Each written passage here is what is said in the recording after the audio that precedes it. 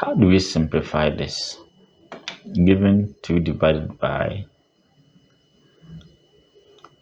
a parenthesis with 3 times 2 plus 1 exponent 24. So 2 divided by 3 times 2 plus 1 to the power 24.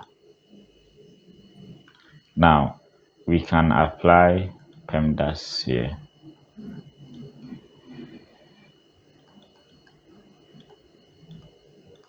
PEMDAS. So P is for parenthesis. Yeah, we have a parenthesis here, so let's solve it first. So that would be 2 divided by, so 3 to 6 plus 1 to the power 24. And the next thing is exponent. So we have 1 raised to 24. And 1 raised to 24 means 1 times itself 24 times, and you still get 1. So that would be 2 divided by 6 plus 1. Okay.